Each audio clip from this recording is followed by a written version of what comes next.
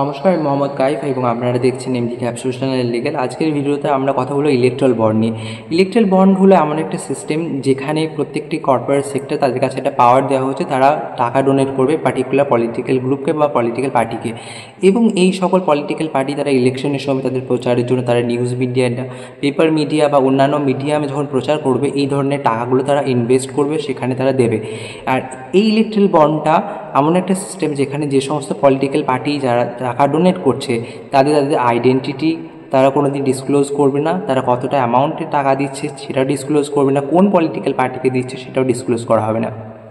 তাহলে কমপ্লিটলি দেখা গেলে এই ইলেকট্রাল বন্ড সিস্টেমটা আমাদের একটা ডেমোক্রেটিক কান্ট্রিতে, যেখানে প্রত্যেকটা সিটিজেন তারা ভোট দেয় বা ভোটিং রাইট সেটা এগেনস্টে।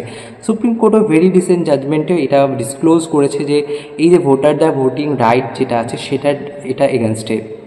এবং এই সুপ্রিম কোর্টের রিসেন্ট জাজমেন্টে ডিওয়াই চন্দ্রচূড় সহ আরও 5 জাজেসের বেঞ্চে যে জাজমেন্ট দিচ্ছে সেটার ক্লিপটা আমরা আগে দেখিনি, তারপর আমি পরবর্তী ডিসকাশন শুরু করব।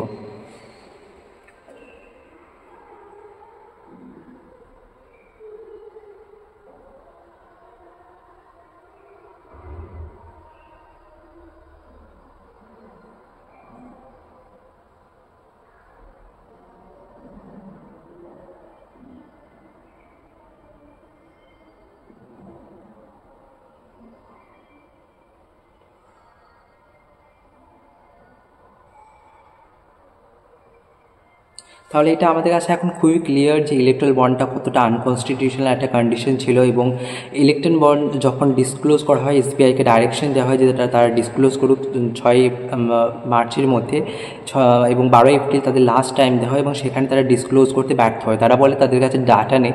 এসবিআই যেখানে প্রত্যেক দিন প্রত্যেকটা মানুষের কাছে হিউজ অ্যামাউন্ট অফ ডাটা চাই তাদের কোনো একটা সিঙ্গেল কাজ করার জন্য, সেখানে তারা বলে তাদের কাছে ডাটা নেই।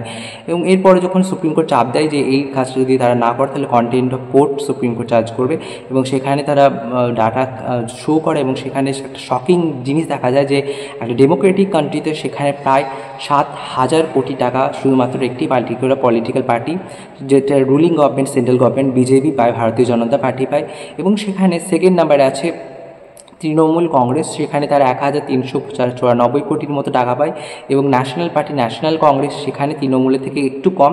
তো মোটামুটি দেখা যায় যদি প্রায় অলমোস্ট 47% অফ টোটাল অ্যামাউন্টটা যেটা মোট ইলেকট্রাল বন্ডে যে অ্যামাউন্টটা সেই অ্যামাউন্টটা পায় বিজেপি। এবং এখানে এটা আরও একটা শকিং বিষয় হচ্ছে যে সকল পার্টিকুলার কর্পোরেট সেক্টর বা কর্পোরেট গ্রুপটা যারা এই টাকাগুলো দিয়েছে তারা তাদের এমন অ্যানুয়াল রেভিনিউ সেটাও যে পরিমাণের বন্ডে তারা টাকা দিয়েছে সরকারকে তার থেকে কম, মানে তাদের ইনকাম কম যেটা তারা ডোনেট করে তার থেকে বেশি।